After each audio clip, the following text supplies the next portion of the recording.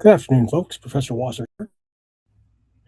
I know this was supposed to have come out yesterday, but we've been having some serious problems with Teams and Canvas for some oddball reason. Every time I plug Canvas in, I try to present my PowerPoints.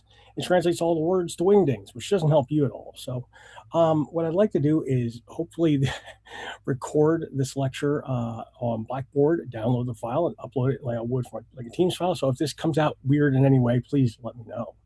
I'd like to start this conversation, which is an optional conversation in a lot of ways, with a reading from Ecce Homo, which is Nietzsche's autobiography. Now, I want to be clear. Nietzsche is a polemicist. He's very bipolar in terms of his positions on things. So when he talks highly of himself, he talks highly of himself. He, is critical. He's critical, and I think this is really, really important because in this particular passage where he talks about thus spoke Zarathustra, which I read last time, we got to get a sense of what he calls the Dionysian task, which we're going to talk about today. Okay, so let me go ahead and read this. I'm going to present a video by Jordan Peterson. You do not have to like Jordan Peterson to watch that video. It's a short couple-minute clip where he reads from Nietzsche himself. So these are two parallel passages that I think kind of are emblematic of the situation at hand. So we're going to start off with section 8.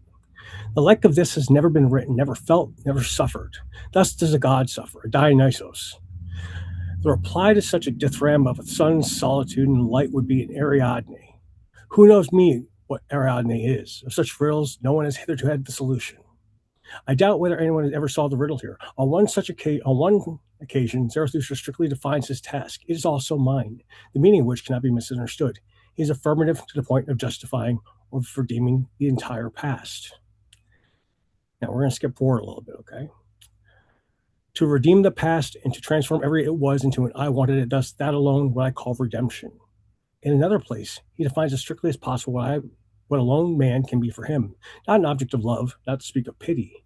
Zarathustra has also mastered great disgust at man. To him, man is formless, material, an ugly stone which requires the sculptor.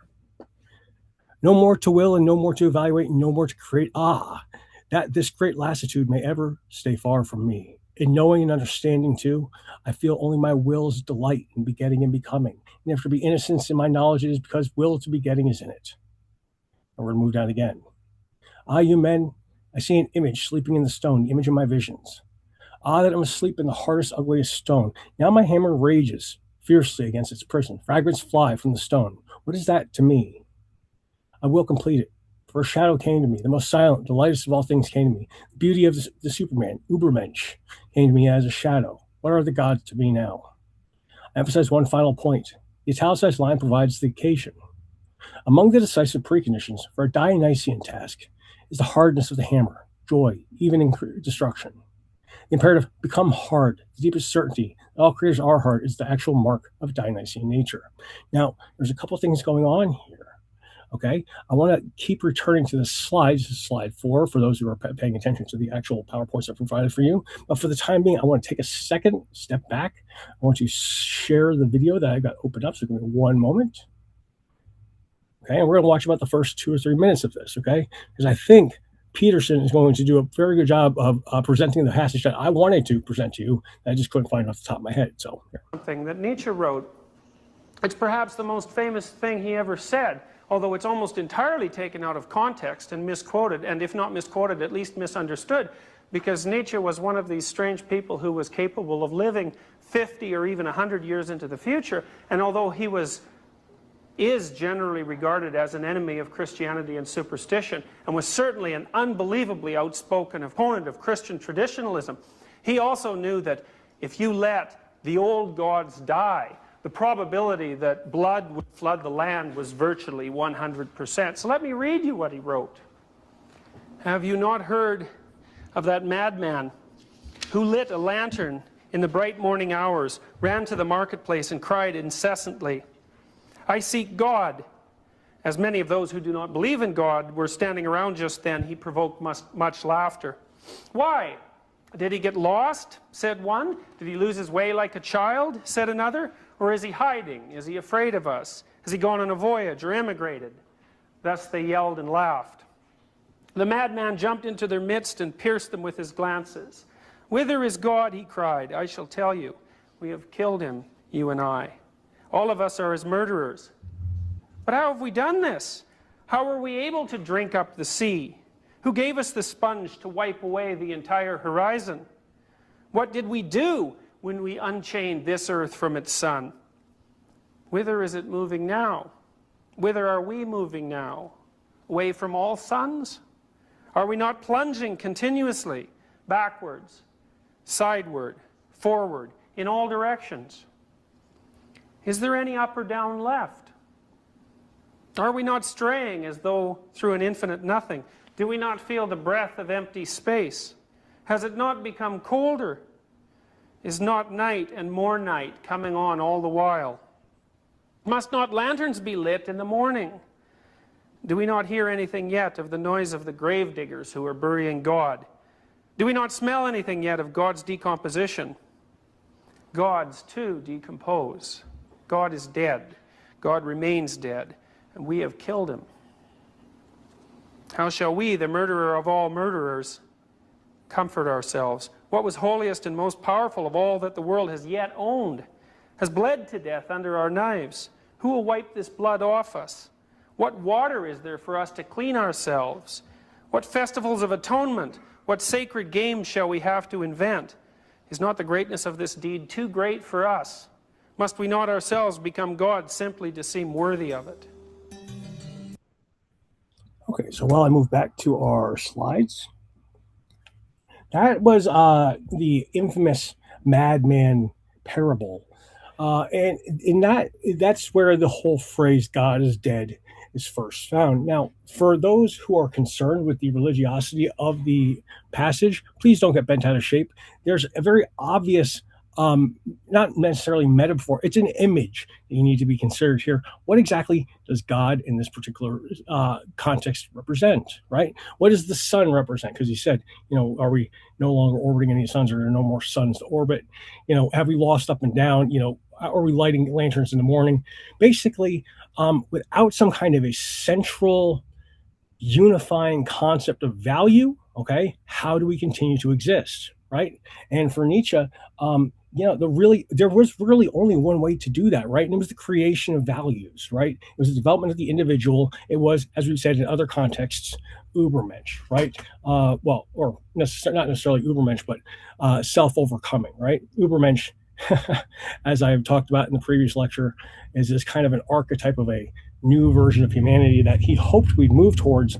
I don't know that we've actually successfully ever really reached, though. Okay, in fact, I'd say we're actually more of his, what he calls, last man than we ever were, right? This kind of self-conscious, sniveling, conniving, pedantic version of humanity. Now, why is this important? Well, if we go back to slide 4, right, and we start paying attention to what he's talking about, he talks about this Dionysian task. This, for Nietzsche, is the response to the problem of the death of God. The death of God represented the death of truth, and in the absence of truth, there could be no science, and in the absence of science, there could be no philosophy. So what this means is that we needed to find a way to provide existence with meaning, because really, if there was no meaning to existence, then one of two things was going to happen. Either we'd become nihilistic to the point of suicide, right? And I don't think that's so foreign to us as a concept, right? It just depends on how you characterize that particular issue, right? Albert Camus, in his seminal work, The Myth of Sisyphus, would say the only philosophical question is whether or not to commit suicide, and there are different ways that people do that, right? And it's not all physical, right? In fact, the physical literal is perhaps the least condemned, the least, how would I put this? The least worst case when it comes to suicide, because it's at least it's the case where it's not lying. It's literally an admission of not being able to handle things, right? I'm not going to go into Camus right now. I'm going to allow you to go ahead and read that yourself. But right here, Nietzsche's kind of present let's say, the answer to it, right? Again, this is similar to Kierkegaard. Kierkegaard says that the problem of modernity, the problem of existence for an individual, is how to be authentic for all intents and purposes. And for him, it was the development of interiority by faith. But for Nietzsche, God's dead. There is nothing to be faithful to besides, for all intents and purposes, yourself. So we got to ask ourselves a couple of questions. What does he mean by seeing an image sleeping in the stone? What does he mean by the hammer? What does he mean by any of these things? How does it relate to the birth of tragedy? How does it relate to the concept of Dionysius? So let's go ahead and move forward a little bit, right? Now, the birth of tragedy, I bring this text in specifically because it's one of the least, because Nietzsche disliked it, plenty of Nietzschean scholars tend to kind of bypass it, right? That doesn't mean it doesn't have value. And in fact, I think it perhaps is one of the most important texts he wrote, if only because it really kind of lays out his, for what we might call his metaphysics, right? He's going to examine tragedy, not just in a rhetorical mode, but as a theoretical structure of reality. And if we pay attention to what Nietzsche's doing here, ironically, it's not so far removed from what we're going to do here in a couple of weeks with Immanuel Kant. Okay? So you need to be paying attention because there are things here that are going to kind of pop up again, whether we want it to or not. Just give me one moment. Let me just turn my cell phone off. I'm sorry about that, folks. Now, this is going to largely be an essay about the importance of aesthetics. This is a matter that is very near and dear to me, obviously, because that's what my dissertation is about. Okay. But what it's going to be doing is looking at how aesthetics is a kind of, let's say, redemptive process. Art is kind of a redemptive process. It's the highest, as Nietzsche says, task and proper metaphysical activity of this life. And it's not what we consider to be the merry diversion, as so many people like to construe it as. So if you've got, let's say, blue collar workers in your family, or maybe it's even you, right? I mean, I know I've certainly made this argument before, right? So much that we consider to be art, right, seems to be just kind of frivolous and pointless. It doesn't seem to really have any, real purpose other than to just look kind of pretty, right? However, he's just going to say if we start paying attention to, let's say, and we use this term, he doesn't, real art, right? Art that is, let's say, not a either unrepentantly propagandistic, right? Propaganda obviously is a form of art, but propaganda has a purpose, right? Or kitsch, right? Kitsch is kind of like your Thomas Kincaid's. Then the art that we're going to be looking at is going to be reflective of the society that built it, right? So if we start looking at the art of a particular culture, we can say a lot about what that culture was like. So think about, let me pull something up. Soviet working class art. So if I pull up, now again, this would largely be considered propaganda, okay? And I think there's something to be said about that. However, you can't debate the, let's say, artistic uh, uh, validity of these kinds of works, okay? So let me go ahead and pull this up. This is an example of Soviet art from I believe, the 50s and 40s, okay? Actually, I'm wrong, 1924, okay? And we can see this absolutely does have artistic value, right? I don't think it necessarily has to be classified as propaganda, okay? But the fact that it is propaganda in the 20th century in a period of time when they were just moving past the, say, the Tsarist Russia, the old aristocracy to a more communistic Russia, although, Adam Smith and Marx would both have something to say about that, right? You can see that this is highly reflective of the culture that it's in. Now, so maybe there's a certain degree of authenticity in that for Soviet Russia, right? I think if you saw someone walking around with something like this today, we might, kind of call them a poser of sorts, right? Or I think about what's his name from Rage Against the Machine, the guitarist. It's so much communist and socialistic propaganda, and then he charges you $200 an hour for one of his guitar seminars. So no, we're not going to do that. No, we're not doing that. Here, 1 second. Let me get back to my slides. Okay. So, what Nietzsche is going to do in Birth of Tragedy, he's actually going to use a dialectical approach to examine Sparta. Now, let me go ahead and put something up here in a text box. Dia plus logos. We don't have the time to kind of pull these things apart as a class because that's what I would normally do. But a dialectical approach is a compound word, right? Dia logos. Now, some of you might know the word logos if you've taken English, right? Logos effectively means a couple of different things, right? So dia, let's do dia first, right? Dia means two. Think about it. A diameter is 2 radii. Talks about the circumference of a circle, the width of a circle, right? If you have a husky, perhaps, or you know somebody who has a husky, they have diachromatic eyes, two different color eyes. So di means two, and then we have plus logos. Now, logos could mean one of a couple different things. It could mean logic, right? In English studies, we use it as logic. In other words, the logic of an argument. Does everything make sense in a certain kind of way? It also can mean truth, right? And it can also mean word. Now, what I want to suggest to you all here is that any one of those will really work when you think about a dialectical argument. What you're effectively doing is you're looking at two particular ways or speaking, ways of being, ways of thinking, whatever, right? Two vernaculars, right? Because if you look at Sparta and Athens, both of them had two completely separate types of societies, right? They had two different types of art, and yeah, both of them were, for all intents and purposes, completely legitimate, right? But they were opposed. Well, which one's better? Well, technically, it's not a question of better, right? It's a question of, how do they relate to one another? Okay. We need to start thinking about that as we move forward, right? What does the art we produce say about who we are? Okay. Now, for Nietzsche, art was effectively a developmental intuition. It was a way of tapping into what he would consider to be the Dionysian layer of reality. Okay. Nietzsche's going to posit three different layers of reality. Now, I've got this out of order for whatever reason. I should have had the Socratic first, okay? For those who get a chance to read this, right, that might seem weird to posit the Socratic as the least affective or least important layer of reality, but the Socratic is what we do when we place patterns and formulas onto reality, right? In other words, we try to attempt to calculate and predict reality using forms that are not there, right? It's an attempt to understand the really real, not experiencing the really real, right? And we do this all the time, don't we? For instance, if you want to know about the airspeed velocity of a ball as it's dropping, right? You don't actually have to go out and drop the ball and see how it drops. You can calculate that using a mathematical formula. Now, the question is the formula in reality? Nietzsche's going to say no. In fact, Nietzsche's going to say that while it's very useful, and there's absolutely no doubt that we should be considering those things from a technical standpoint, he's going to say that that kind of fixation on formula and mathematics, it actually takes us away from the experience of the really real, right? Now, below that is what I might consider to be the most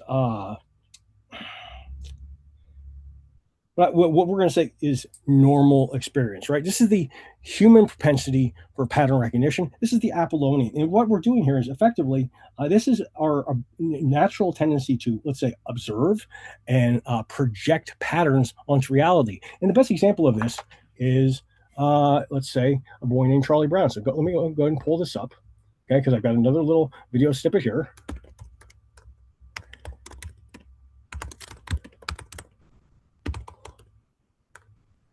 I already did. Okay. Now, for those who aren't familiar with me, A Boy Named Charlie Brown is perhaps one of my favorite cartoons. Okay, so this is going to be about another minute.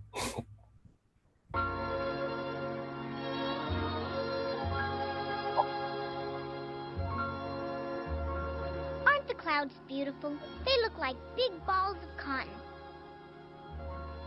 I could just lie here all day and watch them drift by.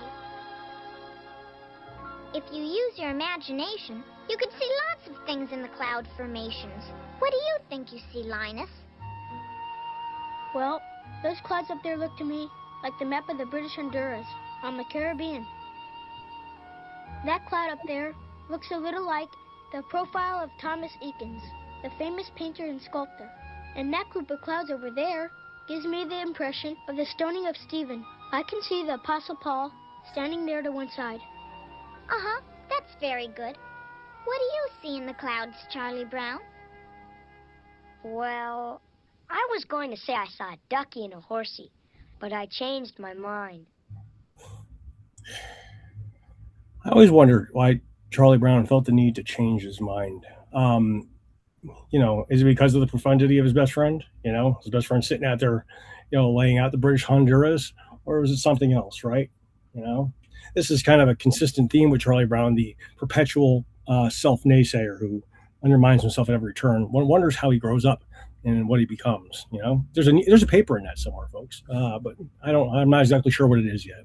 So anyway, folks, this is what we do on a day-to-day basis, right? This is the tendency to, let's say, reference our experience through pattern recognition on reality. And we do this all the time, right? When you think you see someone down the street, right, and maybe you wave at them, right, you pattern recognize them, even though that might not necessarily be them. In fact, it might not even be a person, right? I've done that before, where you think you see a person, and next thing you know, it's like, oh no, that's a weirdly shaped mailbox, or something or other. So, folks, what we need to understand here is that the perceptions that we have, the patterns that we project, are not necessarily real. Now, for Nietzsche, the Dionysian level is the really real. Okay, for all intents and purposes, you need to think about who Dionysus was as a Greek god. He was the god of, well, for all intents and purposes, partying, but he was the god of chaos, right? And for Nietzsche, reality was for a lack of better words, a swirling chaos, right? This kind of, how would I put this? Bubbling mixture of wiggles, as Alan Watts would put it, this wonderful mixture of wiggles, right? And the fact of the matter is that we can lose ourselves in those, for lack of better words, wiggles, quite easily. You know this if you've ever lost yourself in the experience of art, right? Like singing or dancing, right? You can lose yourself in the piece. This is reminiscent of a German concept. In fact, it's more than German; it's Proto-Frisian. It's Odensjagd, the Wildjagd, right? The wild ride or Odin's ride at the beginning of the year, right, where people lose themselves in the frenzy of the season, right? This is important because if we're going to be clear about this, we understand that most of what we consider to be order in our lives is not order. It's presumed. It's something that we just kind of place there to make ourselves feel better, right? What you think is order is, for all intents and purposes, not order. It's not necessarily real. Now, why is this important? Well, it's important for Nietzsche because if we move back, actually, you know what? We're going to skip this slide because there's more there that we don't really need to kind of discuss. Let's just discuss the images one last time, right? Nietzsche sees an image sleeping in the stone, right? The image of my visions, right? Folks, when Nietzsche and Zarathustra, his character, talk about man as a formless material and ugly stone requiring sculpture, what he's talking about is you as you relate to the Dionysian level of reality. This is the same concept that sculptors deal with, right? If anybody knows a sculptor, someone who works with materials, right? There's some that don't say this, but quite a few of them will say that if they are asked whether or not they preemptively plan what they're making, they can't because that's not what was in the piece of wood. That was not what was in the stone they were working with, right? In other words, what the piece that they get tells them what it is, and that's what they work with, right? And why is that important? Because for Nietzsche, the image sleeping in the stone is that part of you that is least transient, right?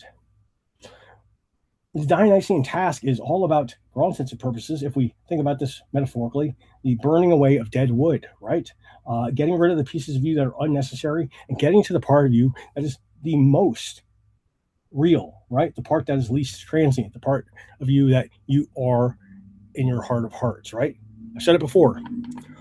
The oak tree does not start out as an oak tree. It starts out as a seed, right? But the oak is in the seed, right? And that's you. Now, the question is how to get there. That's where two more images come into play. Nietzsche talks about joy and destruction and the idea of, the hammer. Well, for Nietzsche, philosophizing, not philosophy requires truth. Philosophizing is all about the ability to correctly put questions to any particular thing. For Nietzsche, philosophy, if there's any philosophy left, has to start with philosophizing about the self. And that means in order to philosophize with a hammer, right, in order to get to the image sleeping in the stone, you need to learn how to question your own values first before you ever think about moving out and questioning the world. That is the Dionysian task, right? Using philosophy to make yourself what you are. And then once you've been able to do that, if you can do that, which is not self-evident, right, then you can move out into the world. Okay, folks, that's going to be it for today. I'm going to have to redo some of these Parmenides lectures, okay? So please be on the lookout for those. I'm going to send out an email there tonight. If anybody has any questions or concerns, I will be in my office tomorrow, as well as a couple other days this week. I'm going to send out an email about that later tomorrow. Okay, so have a good day. I hope you all had a great Father's Day, and I'll talk to you in a bit. Bye bye.